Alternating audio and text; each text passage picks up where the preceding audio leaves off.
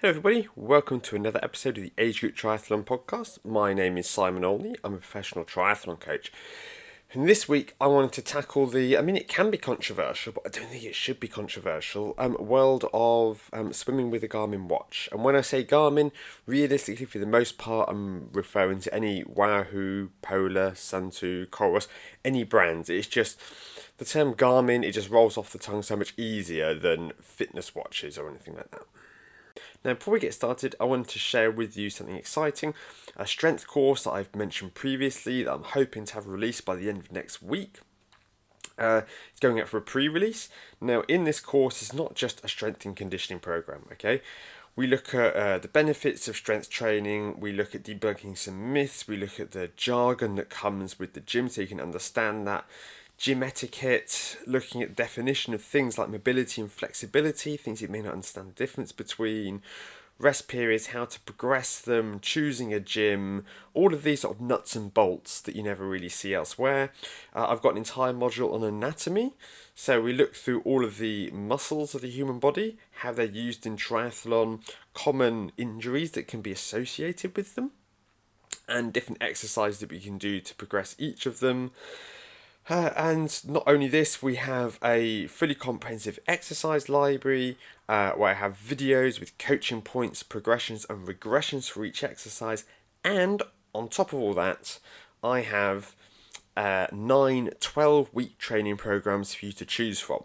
Now, you don't need access to a gym for this, you don't need any equipment, because I have training plans for everything from a novice athlete who's working at home with no equipment all the way up to an advanced athlete who may have access to a gym. So I have beginner, experienced, and advanced athlete programs, and each of those have access to a home workout with no equipment, home workout with minimum equipment, and full gym workouts here. Okay, so no matter what your experience is, there is a program in there for you.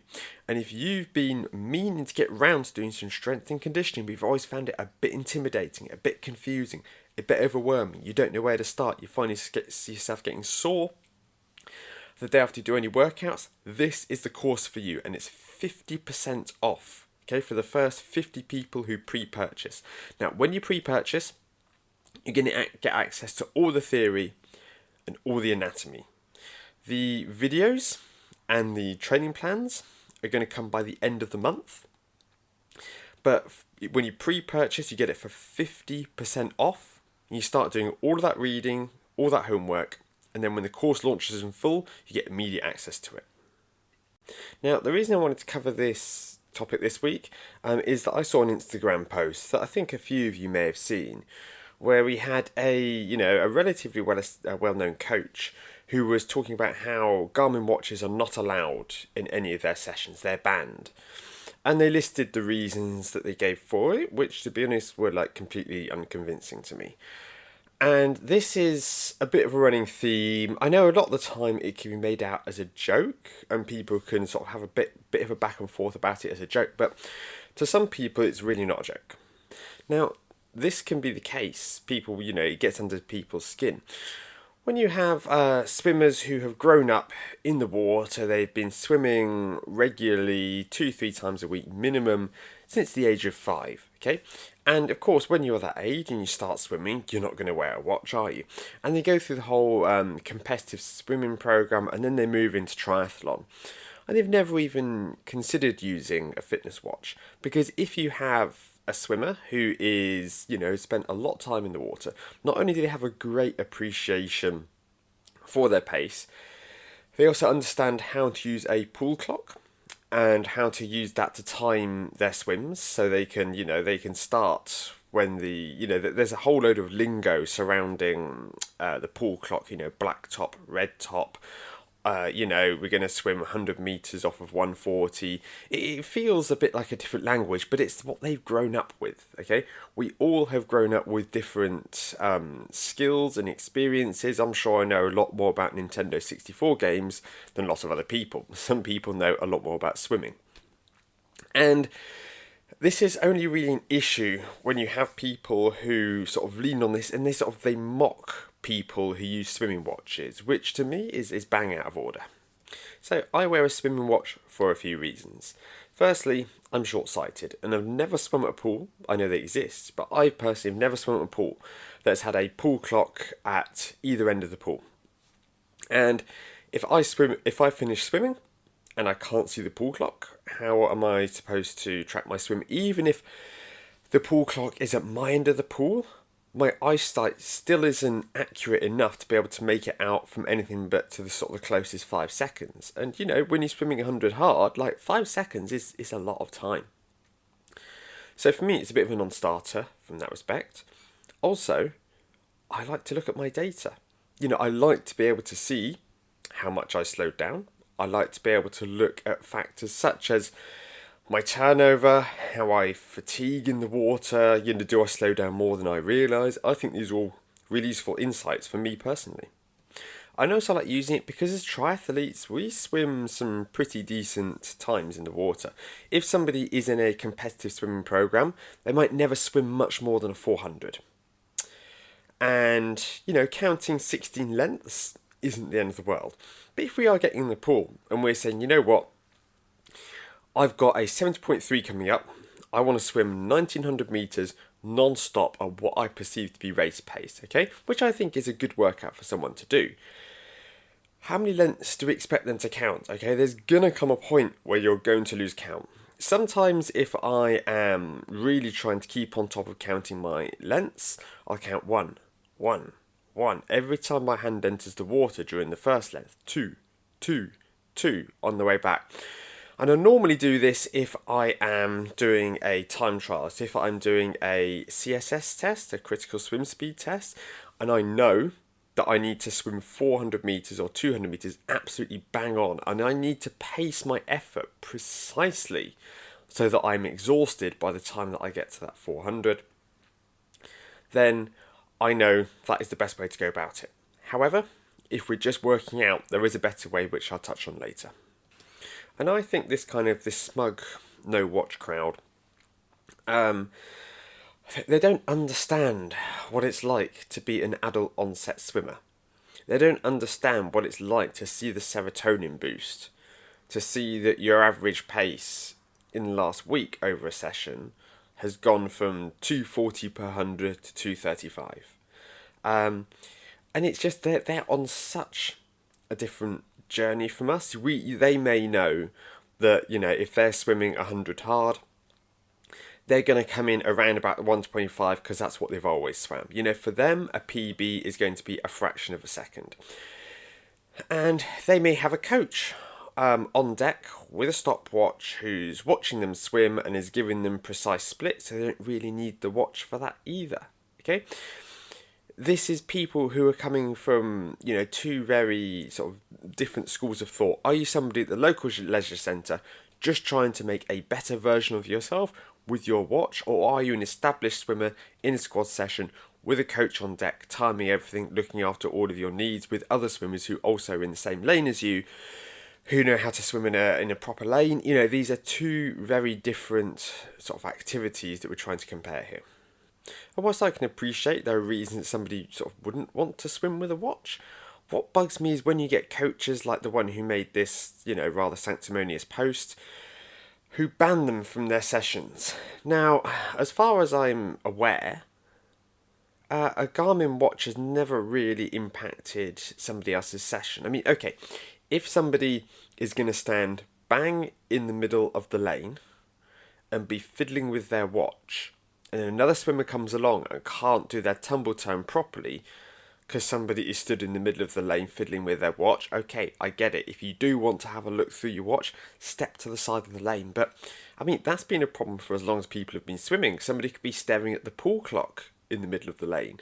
I don't think there's ever been a time when people haven't been stood there in the middle of the ward, at the end of the lane, chatting to someone with their mind elsewhere, preventing other swimmers from coming past and turning. If you are at the end of the lane, always step in one of the corners of the lane to allow other swimmers to turn.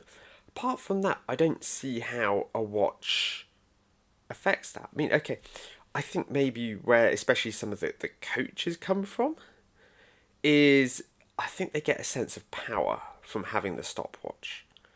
And they like to stride up and down the pool deck with their stopwatch telling people what their splits are.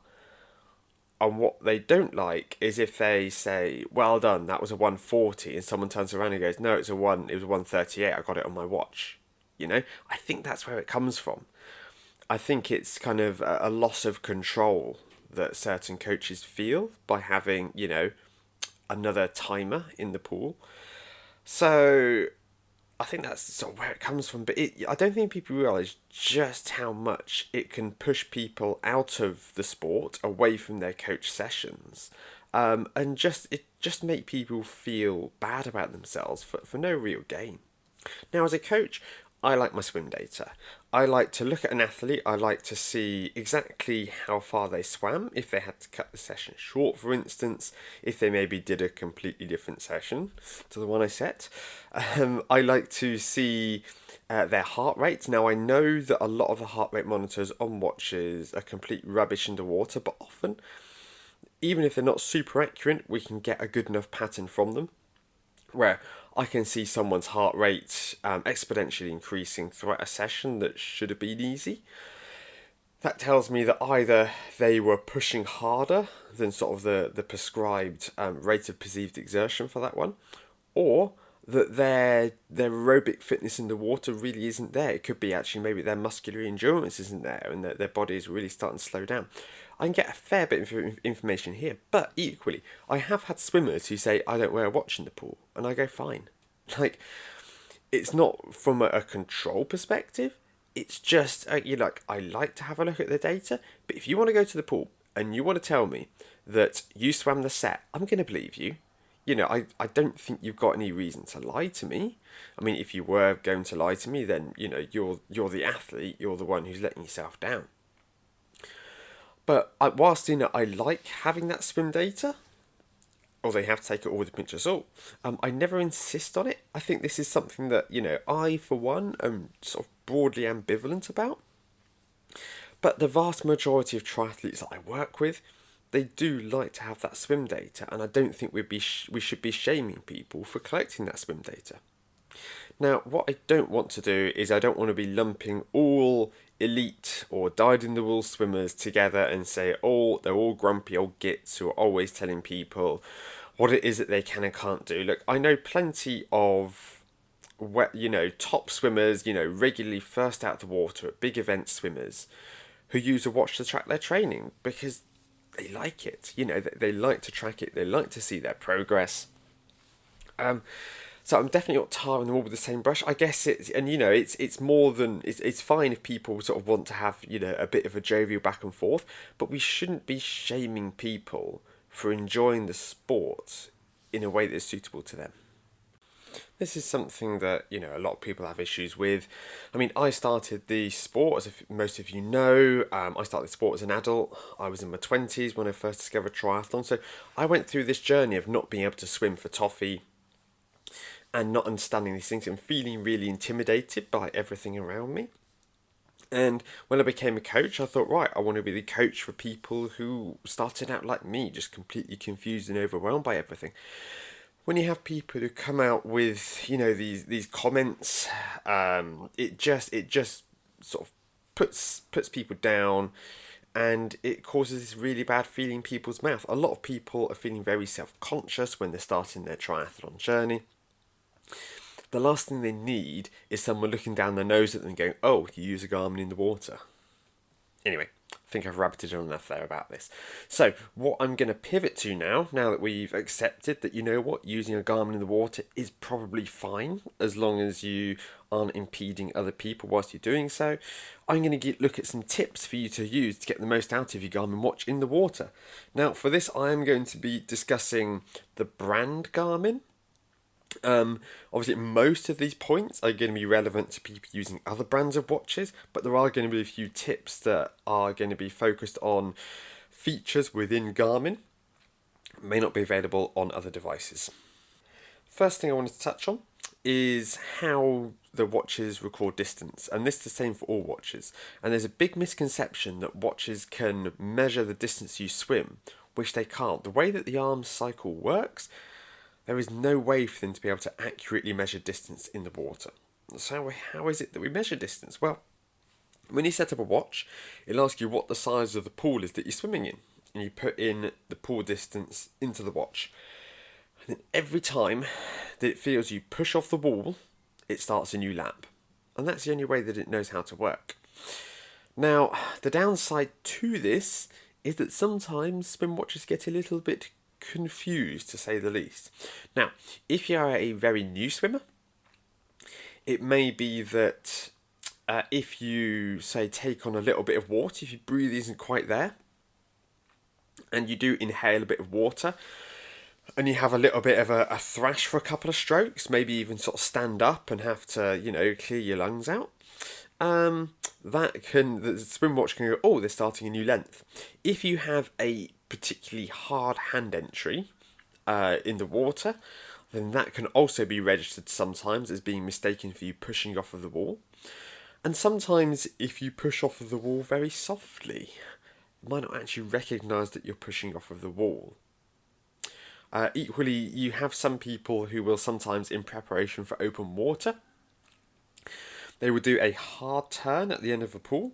So instead of doing a turn, they won't touch the wall, they'll sort of do this weird scoot round thing, do a 180 in the water and start swimming the other way. Swim watch is going to really struggle to track that accurately. So as you can see, when you say, oh, well, my swim watch has missed a length or added a length in, it's really easy for it to get confused because it's never quite sure when you're pushing off the wall or not. Now, as you become a stronger swimmer, this will become a lot easier because your stroke will become more predictable, and at the end of the day, these swim watches are designed and developed for people who are already relatively competent swimmers. If they design these watches around people who are very sort of new swimmers, they really wouldn't have much of a lifespan because people get very frustrated very soon with them. So this is how your distance can really get mixed up. I mean, a really clear sign that your watch has got confused is if you stop an interval, you look at the distance on your watch and you've got an additional 25 metres or you're 25 metres short. Because unless you've stopped at a different end of the pool to where you started, chances are the watch has got a little bit confused there. But you know what? It doesn't really matter. As long as you have the duration of the interval, if you know that you swam 8 lengths and that's 200 metres, then does it really matter if your watch says 175? Not really.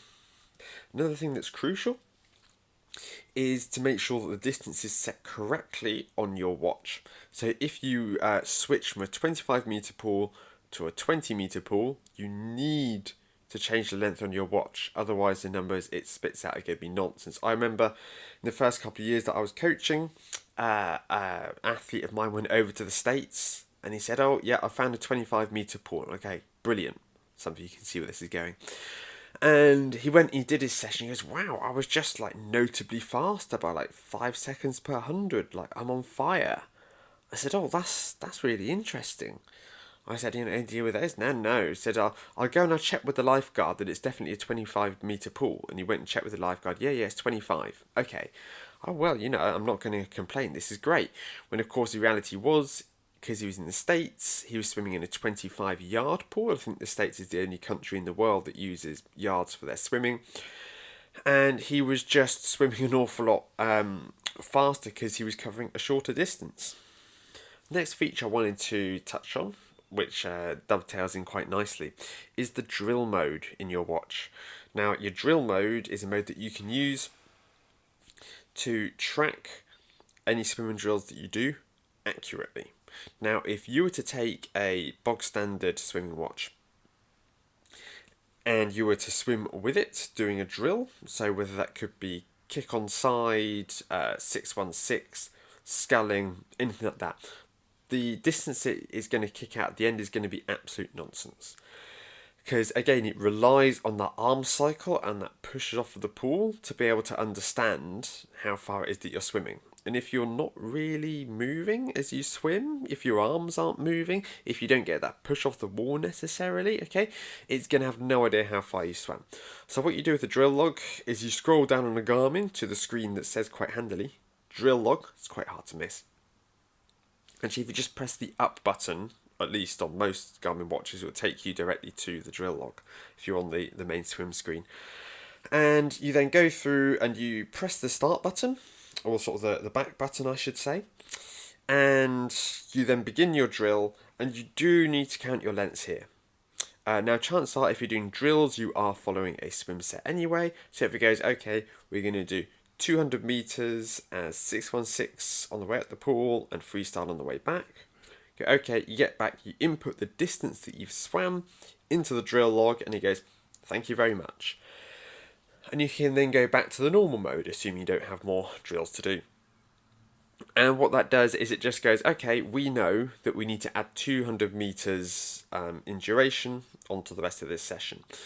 Now, something to be aware of, I remember I was scrolling through my swim data in the spa after a swim once, and I noticed that I'd managed to nail the pacing in one of my 200s. So, oh, that's brilliant. Look, I'm so consistent with the pacing. Yeah, that's the drill log.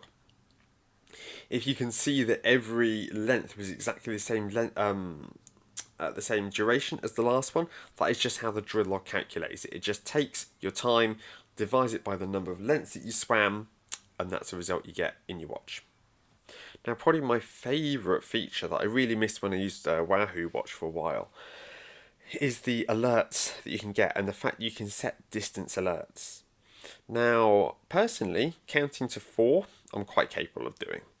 Counting to 8, however, is when I can start to get myself confused. I can maybe swim 6 or 10 lengths accidentally. So, I really love on Garmin that they have a feature where you can say, please vibrate the watch at me after I've swam a certain distance. Now, I always have this set to 200 meters. The reason I have it set to 200 meters is because 100 meters I can count myself. 200 meters I can start to get lost. If I'm swimming a 400, then I simply wait for the watch to vibrate at me a second time. If I'm swimming 300 meters, I wait for the watch to vibrate once, count 4 more lengths, and then I know that I'm done. This feature to me is an absolute godsend. And let's face it, we've all lost count of our laps. I don't know. Maybe some people are much better at this than I am, but I think the vast majority of us are questionable at best at counting how many laps we've swum. And it's just an absolute, it is one of the best features on a Garmin watch is the ability for it to be able to sort of keep you informed with how far it is that you're swimming. Of course, I can change this. I remember I did a 1500 meter time trial in the pool. Don't know why, in hindsight. It was pretty unpleasant. But I set the watch to vibrate every 500 meters. Okay, so I knew I could keep track because there's no way that I can keep up with that kind of distance in my head. I knew when I was a third of the way through, 2/3 of the way through, and when I was going to be finished. Next up, I wanted to share what it is that I have set up for my data screen when I swim. I can't even remember, it might be the default, but I'll talk you through it and how to use it anyway. So I have 4 data fields on my Garmin. The one at the top is the interval time. So it tells me how long it took me to swim the last set, or how long it's taken me to swim the set. But I don't know about you, don't tend to check my watch an awful lot while I'm in the middle of an interval. But it's useful for me if I know that I am sort of swimming an interval that I'm used to swimming. I like to see how long it took me. On the left-hand side, I have a rest timer.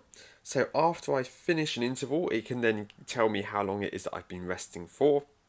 So if I know that I'm taking a 10 seconds rest, I just wait for that to count up to 10. I press the back button, start another length. Then I've got my interval pace, which tells me what my average pace over 100 meters was during that interval. And to be honest, that's the one that my eyes get drawn straight to, because that is the best measure of intensity. I know if I swam that last interval at a 1:45. That gives me a good idea of, right, okay, this is where I am, this is what it is that I'm working towards. And if I see that pace start to drop throughout the session, regardless of the distance, then I know that I'm really starting to fatigue. And then at the bottom, finally the last interval, not last interval, the last data field is interval distance. So that just tells me how far that interval was that I just finished. Is there something that I could have in there that would be a little bit more useful than that? Maybe, but sometimes if I do get confused and lost with where I am with the interval, sometimes, although the distance vibration is very good, I'd be lying if I said that I'd never once missed it and I'd swum over the distance by accident. So it is nice to be able to see the distance that I've swum just at a glance. On the note of rest periods in the swim, something I should note is that when you're swimming with a Garmin watch, is not to press stop whenever you finish a length. That brings up that screen saying, do you want to resume, do you want to save, do you want to discard? Okay, that's not the screen that you want. You want to press the back button, at least on the watches that I've always used, and that'll take you to a rest screen. And when you're in that rest screen, that's when you can see all of the data that I've just listed there, okay?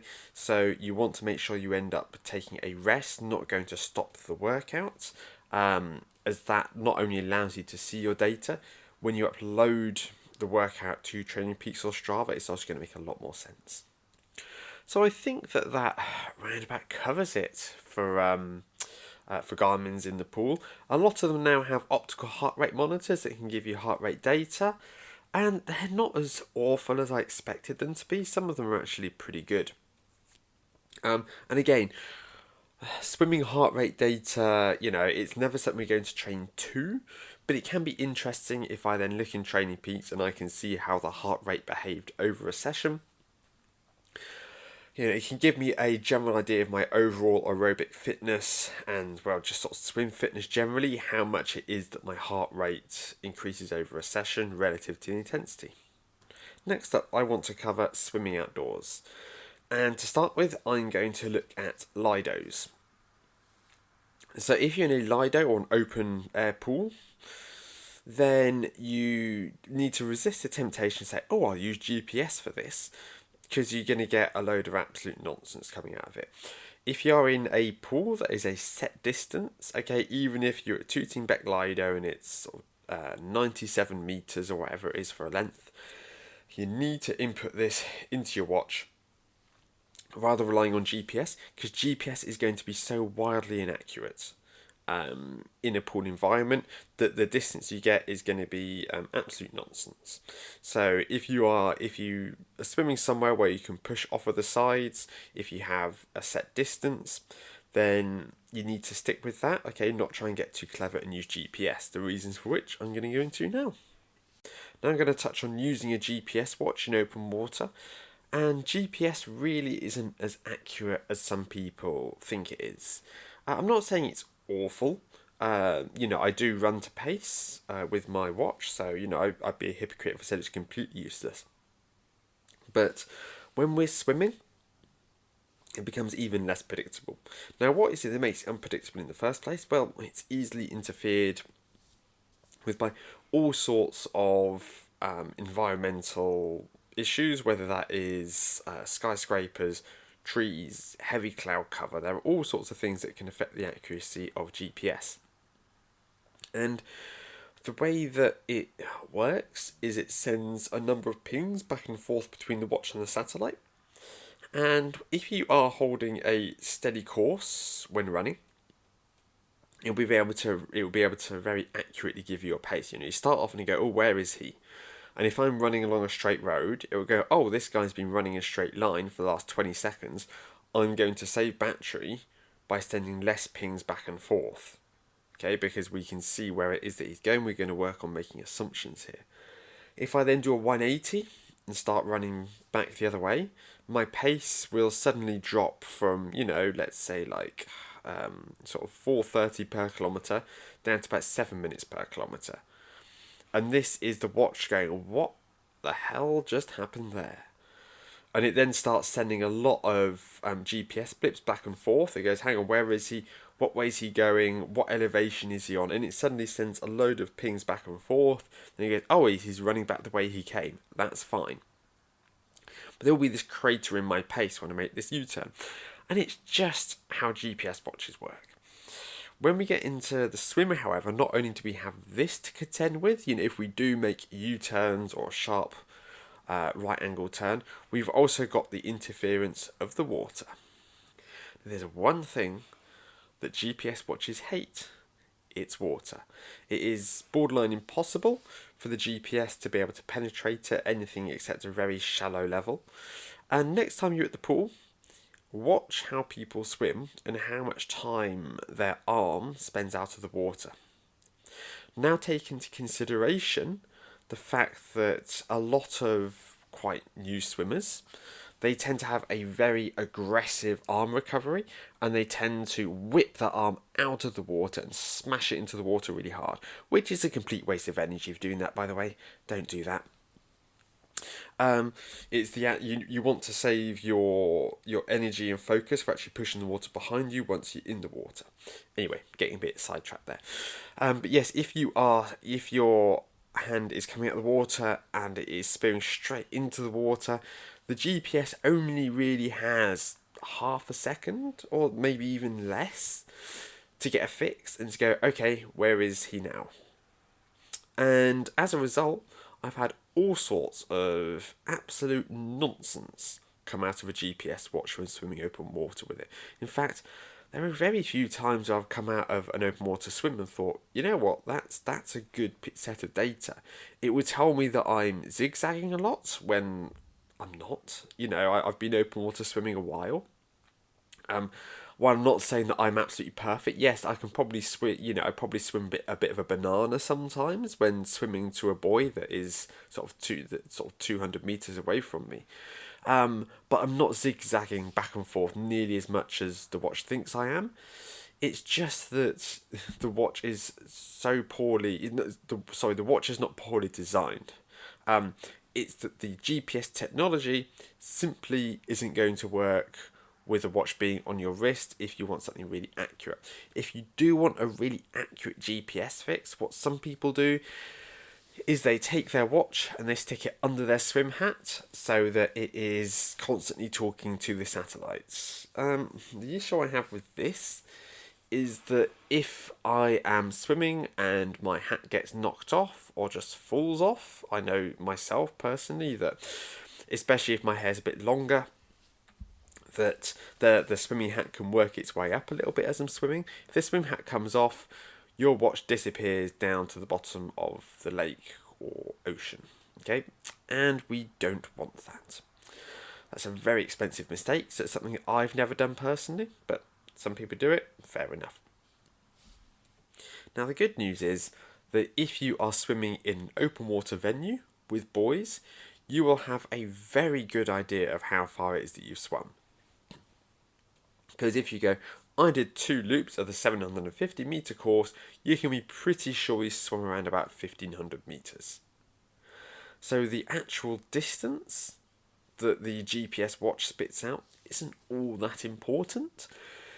It is pretty terrible when it comes to showing you where it is that you are in the water at any given point. The map it draws can be complete and utter nonsense. I've had people upload swims before and it tries to place them in the next body of water that's about 300 meters away.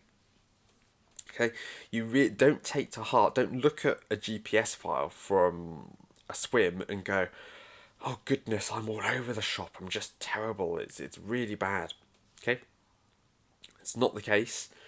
It's just the technology, and there's nothing that Garmin can do to really improve this. It is just a limitation of the GPS technology itself. Now, like when you are in the pool, you can set distance alerts for your Garmin, so you can let it know when you swam a certain distance. Now, for obvious reasons I've just covered, this isn't something I really use. I'd much rather focus on the length of the distance between the buoys. That would give me a much clearer idea of how far I'm swimming at my local lake. However, I'm not always swimming at my local lake. Sometimes I'm at a race. And if I'm swimming 1500 metres, and I look at the course, and it's a little bit sort of convoluted, it's quite difficult to make out, and maybe it's got some zigzags to it, then I will set my watch to vibrate every 500 meters. Now, I know that I can't take this to heart because of the way the GPS watch works. However, it is nice to know that I am roughly within 100 meters or so, a third of the way through my Olympic triathlon swim. And then I'm 2/3 of the way through the Olympic triathlon swim. And yeah, this is just really helpful. This is really useful when it comes to my pacing. Because if I'm already starting to fatigue in the swim, my arms are already starting to like get quite heavy, and it goes off, oh, you've just done 500 meters, I know that I've probably gone out a little bit too hard on this occasion, and I need to back off. Equally, it could be, I've definitely had this before when I've done a triathlon swim, especially a longer one, 1500 meters and above, where I have sort of got into this mindset of, right, okay, here we go, this is going to be a bit of a slog, and then I look up and I see the swim exit in front of me when I think that I'm only halfway through. So it does help it does help me on race day with that pacing, just to get a bit of an idea of roughly where I am in the course. So that's all from me this week. I'm afraid there's only so much I can stretch the topic out before I just start repeating myself and talking nonsense. So hope that's given you a bit of an insight into how to get the most out of your Garmin swim watch. I hope that if you are somebody who uses their watch in the pool, that you feel a bit more validated. And I hope that even if you're someone who would never touch a swim watch in the pool, that you at least will feel a little bit more tolerant about people that do. So I'm going to leave it there. I'm going to wish you all the very best with this 4-day week, and I will see you all next week.